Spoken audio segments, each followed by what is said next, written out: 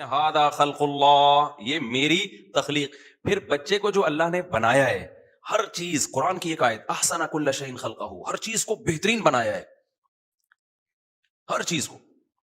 بچہ کمزور ہوتا ہے، وہ محبتوں کا محتاج ہوتا ہے. بچہ آپ کی کوئی خدمت نہیں کرتا، اپنی خدمت ٹھیک ٹھاک 10-15 سال تک دبا کے لیتا ہے وہ خدمت.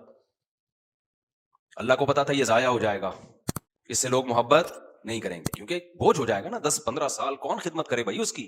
لیکن اس کی ضرورت ہے، دنیا میں آیا ہے نا، اس کے لیے انتظام کرو. انتظام اللہ نے کیا کیا؟ بچوں کے چہروں پہ ایک خاص قسم کی لکیریں ڈال دی ہیں. یہ سائنسدان کہتے ہیں یہ بات، یہ میں نہیں کہہ رہا، جس کو چائلڈ اسکیما کہتے ہیں. بچوں کے چہرے پہ نا ایک الگ قسم کی لائنیں ہوتی ہیں جو بڑے ہو کے ختم ہو جاتی ہیں. کمال کی بات یہ، وہ لائنیں کیا کر رہی ہوتی ہیں؟ وہ بچوں کو معصوم شو کر رہی ہوتی ہیں. آپ نے دیکھا بچے جب دیکھتے ہیں نا، بڑی ہم کہتے ہیں نا یار بڑے معصوم نگاہیں ہیں اس کی. کبھی بچے پہ آپ کو غصہ نہیں آتا جلدی، اس کے غصے پہ بھی بلکہ الٹا ہنسی آ رہی ہوتی ہے، سوائے گدھوں کو. گدھے وہ ہوتے ہیں جن کو بچے کی شرارتوں پہ غصہ آنا شروع ہو جائے، اس کی علامت ہوتی ہے کہ یہ کون ہے، اور پھر وہ بچوں کو کوٹ رہے ہوتے ہیں. بچہ تو چھوٹا بچہ تو بھائی وہ غصہ بھی کر رہا ہے تو ہنسنے کی بات ہے یار، ٹھیک ہے نا، اس کو تھوڑی پتہ ہے صحیح کیا ہے. ہمیں تو بچوں کی الٹی باتوں پہ بھی ہنسی آ رہی ہوتی ہے، غصے والے کاموں پہ بھی ہنسی آ رہی ہوتی ہے. پھر خواتین کہتی ہیں خود پالو نا کچھ دن، طنز کرتی ہیں پھر نیچے کمنٹس میں، خود پالو نا کچھ دن تو پتہ چلے گا. خیر، ویسے عورت کی بڑی ہمت ہوتی ہے بچہ پالنا، یہ حقیقت ہے، آدمی کا کام نہیں ہے. لیکن بہرحال اللہ میاں نے کیا کیا ہے، اس کی چہرے پہ کچھ لکیریں، لائنیں نا پینٹنگ کر دی ہیں. وہ بڑے ہو کر وہ لائنیں کیا ہوتی ہیں؟ ختم. وہ لائنیں چینج ہو جاتی ہیں. اس کی آنکھوں میں الگ سی ایک معصومیت سے ڈال دی ہے، وہ دیکھتا ہے بڑی معصومیت سے. روتا بہت جلدی روتا بھی ہے، اور جب بچہ رونا شروع کرتا ہے نا، اس کے چہرے پہ ایک عجیب اتنا ایک عاجزی آ رہی ہوتی ہے کہ انسان کا دل پگھلتا چلا جاتا ہے. یہ قدرت نے انتظام کیا. یہ بچہ آٹومیٹیکلی بنا ہوتا تو یہ پینٹنگ اس کے چہرے پہ نہ ہوتی. اور یہ ہر مخلوق کے بچے پر ہے، جانوروں کے بچوں پہ بھی ہوتی ہے تاکہ اس کی ماں اس پہ ترس کھائے. شیر کے بچوں میں بھی ہوتی ہے، بڑے ہو کے ختم ہو جاتی ہے. بڑے ہو کر اب اس کو معصومیت کی ضرورت نہیں ہے، اب اس کو دہشت اور روب کی ضرورت ہے. تو وہ جیسے جیسے بڑا ہوتا ہے اس پہ روب آتا ہے. آپ شیر کو دیکھ لو، اور شیر کا بچہ بڑا کیوٹ سا لگے گا، شیر نہیں لگے گا کیوٹ سا. شیر کو آپ نے چمی لینے کی کوشش کی نا، وہیں سے ایک آواز مارے گا اپنی تمیز سے رہو تم، کیونکہ اس کو ضرورت نہیں ہے نا محبتوں کی. وہ تو وہ پاورفل ہو گیا، جب چھوٹا تھا تو اس کو ضرورت تھی محبت کی. تو بکری کے بچے میں بھی یہ معصومیت ہے جس کی وجہ سے بکری اپنے بچے سے پیار کرتی ہے. آپ بکری کے بچے کو، میں نے تو بہت پالے ہیں، جب بکری کے بچے کا رات کو پیٹ بھریں، صبح اس کو دودھ پلائیں، دوبارہ دودھ پیے، رات کو آرام بھی کیا وہ، پھر صبح اس کی چھلانگیں دیکھو، ایسے کلابازیاں کھا رہا ہوتا ہے اور بڑا پیار آتا ہے اس کے اوپر. میں نے ایک ٹیڈی بکری پالی ہوئی تھی، اس کے 3 بچے تھے پدے پدے سے. تو بکری ٹیڈی، پھر وہی لطیفہ یاد آتا ہے، وہ ایک آدمی کی ٹگنی خاتون سے شادی ہو گئی تو بچے بڑے ہی نہیں ہو رہے تھے. تو وہ بیچارہ تپا رہتا تھا، یار کتنے سال ہو گئے بچے اتنے کے اتنے، وہ ماں پہ چلے گئے. تو ایک دن بچوں کی ماں ان کو کھانا کھلا رہی ہے، بیٹا کھانا کھاؤ، خرچہ تو اس کا ہو رہا ہے نا کھانے پہ، کھانا کھاؤ بڑے ہو جاؤ گے. تو یہ جل کے کہتا ہے یہ بڑے نہیں ہوں گے. کہہ رہے ان کے ساتھ کے پودے لایا تھا وہ بڑے ہو گئے ہیں، یہ کم بخت اتنے کے، کہہ رہی اور چھوٹے ہوں گے. تو ٹیڈی بکری جو ہے نا میں نے پالی ہوئی تھی، 3 بچے تھے اس کے. اب وہ کیا، میں چرانے کے لیے بھی لے کے جاتا تھا ادھر ہی گھمانے کے لیے نا اثر کے بعد. اب تو سیکیورٹی حالات ایسے ہو گئے کہ آدمی ایزیلی گھوم ہی نہیں سکتا. تو اس کو ہم لے کے گئے تو وہ کیا کرتی تھی، بکری چرتی رہتی، بچے بھی دائیں بائیں ہو جاتے. مغرب سے تھوڑی دیر پہلے نا بکری کو پتا تھا واپسی کا ٹائم ہو گیا. تو بچے کہیں دور جا چکے ہوتے تھے، بکری ادھر. تو بکری ایک خاص آواز نکالتی تھی، یہ آواز ہوتی تھی بچوں سے کہ واپسی کا ٹائم شروع ہو. وہ جو 3 بچے پھدکتے ہوئے بھاگتے تھے نا، وہ ویسے ہی ٹھکنے سے، بڑے ہونا ہی نہیں تھا انہوں نے. تو وہ اتنی اسپیڈ سے بھاگتے ہوئے، اتنا اچھا منظر لگتا تھا، نیچر کا حسن نظر آتا تھا. میں کہتا دیکھو یہ خود بخود نہیں ہے. ان کے بچوں کو پتا ہے کہ جو اماں نے یہ اسٹائل میں آواز نکالی ہے نا، یہ والا اسٹائل، یہ صبح یہ اسٹائل اماں کا نہیں ہوتا. یہ اسٹائل ہے ہی اس کے لیے کہ بیٹا واپسی کا ٹائم شروع ہو گیا ہے. تو تگڑ تگڑ تگڑ تگڑ بھاگ رہے ہیں، کوئی ٹکرا رہے ہیں، کوئی گر رہے ہیں. تو بڑا مزہ آتا تھا. جب یہی بچے بڑے ہو جاتے ہیں تو یہ اسٹائل ان کا ختم. ہر چیز کو ہمارے رب نے ایک بہترین انداز سے بنایا ہے. انسان اپنی باڈی کو دیکھ لو، وفی انفسکم، اللہ کہتے ہیں اپنی ذات میں نشانیاں دیکھ لو. ہمارے سر پہ بال رکھے ہیں اللہ نے، خوبصورتی ہے یا نہیں ہے ان بالوں میں؟ مرد کو داڑھی کی زینت دی اللہ نے، اس لیے کہ اس میں کیا ہے، مرد کے لیے خوبصورتی. تبھی پیغمبروں کا حکم ہے داڑھی بڑھاؤ. تو ہم فطرت سے بغاوت کرتے ہیں. مرد کو اللہ نے ایک مردانہ آواز دی ہے، عورت میں اللہ نے نسوانیت پیدا کی ہے. عورت میں مردانگی ہوتی تو مرد عورت کی طرف مائل نہیں ہوتا. مردوں میں نسوانیت ہوتی ہے, عورت پنا ہوتا تو عورت مرد کی طرف مائل نہیں ہوتی. تبھی کہتے ہیں خلقا, وہ کیا ہے, فجعل منہ الزوجین, اللہ کہتے ہیں ایک پانی سے بنایا, کسی کو مرد بنا دیا کسی کو عورت بنا دیا. مرد کو عورت کی طرف رغبت اس کے عورت پنے کی وجہ سے ہو رہی ہے, عورت کو مرد کی طرف اٹریکشن اس کی مردانگی کی بیس پہ ہو رہی ہے. تو مرد کو مرد بنا کے ہر لحاظ سے آدمی بنا دیا, اور عورت کو عورت سے بنا کے سر کے بال سے پاؤں کے ناخن تک اس میں نسوانیت ڈال. اس کی آواز دیکھو, اس کے چلنے کا انداز دیکھو, ہر چیز سے نسوانیت ٹپکتی ہے کہ نہیں ٹپکتی ہے. اس کو چہرے پہ بال نہیں دیے, اور مرد کے سر کے بال سے لے کے پاؤں کے ناخن تک ہر چیز سے مردانگی ٹپکتی, آواز, بہادری, شجاعت.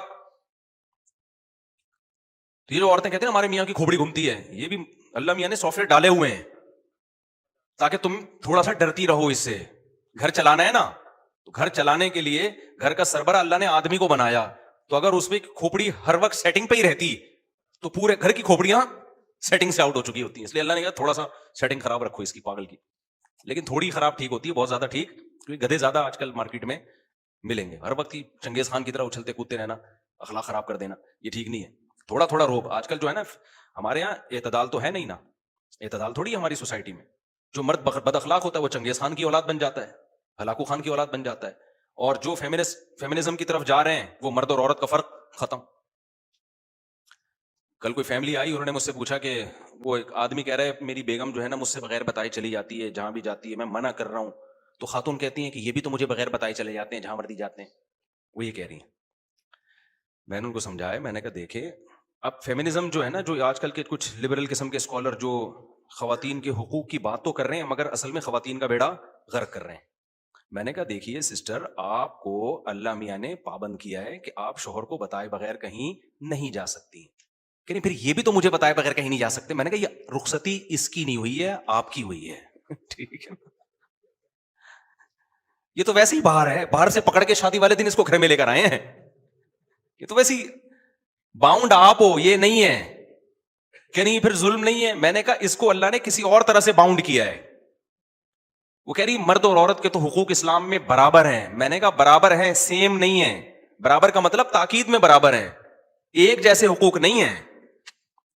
ورنہ پھر ایک ہی جیسے حقوق ڈالنے ہوتے تو اس کو آدمی بنانے کی اور آپ کو عورت بنانے کی ضرورت کیا تھی. آج کل جو لبرل آج کل اسکالر بھی اسی طرح کے آ رہے ہیں, مذہبی اسکالر, وہ خواتین سے فیور لینے کے لیے نا خواتین کے حق میں بولتے رہتے ہیں, حالانکہ وہ ان خواتین کو نہیں پتا ہوتا یہ ہمارے حق میں بول تو رہے لیکن ہمارا بیڑا غرق کر رہے ہیں یہ. تو میں نے کہا بھائی یہ بات یہ ہے کہ اللہ تعالیٰ نے دونوں وَلَهُنَّ مِثْلُ الَّذِي عَلَيْهِنَّ بِالْمَعْرُوفِ, قرآن کے الفاظ ہیں. اللہ کہتے ہیں مرد حقوق میں کوتاہی کرے گا اتنی ہی سزا ملے گی, عورت اگر حقوق میں کوتاہی کرے گی تو اس کو بھی اتنی ہی سزا ملے گی.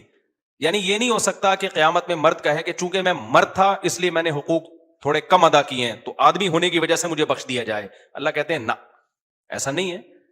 اگر وہ اپنی ذمہ داری پوری نہیں کرے گی جو جتنی سزا اس کو ملے گی, تمہیں ذمہ داری پوری نہیں کرو گے تو تمہیں مرد ہونے کا ہم فیور نہیں دیں گے. لیکن ذمہ داریوں کی نوعیت کیا ہے, وہ ایک جیسی تھوڑی ہے, وہ الگ الگ ہے.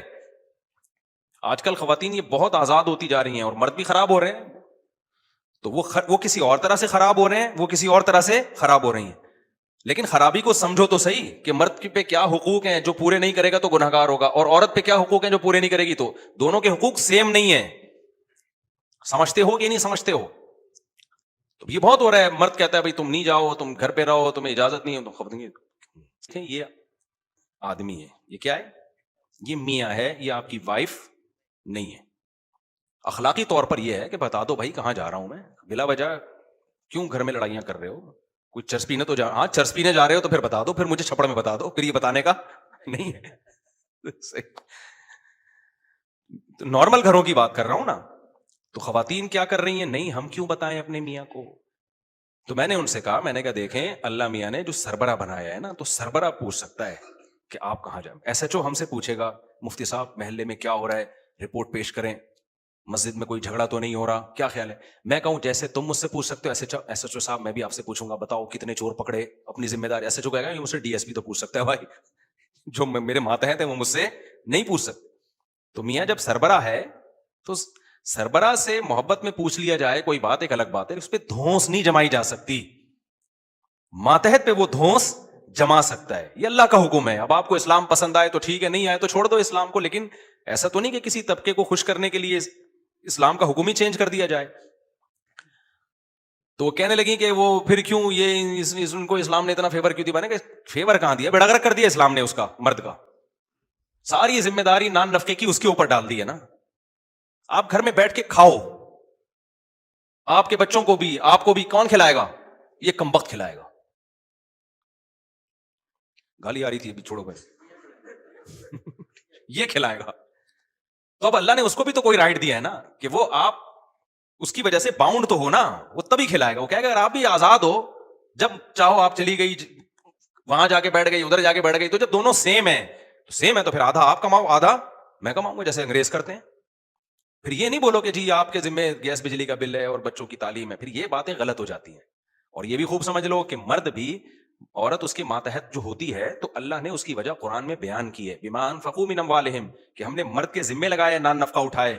اگر مرد یہ ذمہ داری پوری نہیں کر رہا تو پھر عورت پر اس کی اطاعت لازم نہیں ہے. پھر یہ بھی یک طرفہ بیان لوگ سن کے دھونس جماتے ہیں، بیگم رخصتی تمہاری ہوئی ہے میری نہیں ہوئی ہے، ٹھیک ہے نا، تم باؤنڈ ہو میں تھوڑی باؤنڈ ہو. وہ اس لحاظ سے وہ باؤنڈ ہے کہ وہ آپ کے گھر کی چار دیواری سے آپ کی مرضی کے بغیر نہیں نکلے گی. آپ کسی اور طرح سے باؤنڈ ہیں، آپ اس بات کے پر باؤنڈ ہیں، پابند ہیں کہ اب اس کی ساری زندگی کی مالی ذمہ داری کس کے ذمہ ہے؟ وہ آپ کے ذمہ.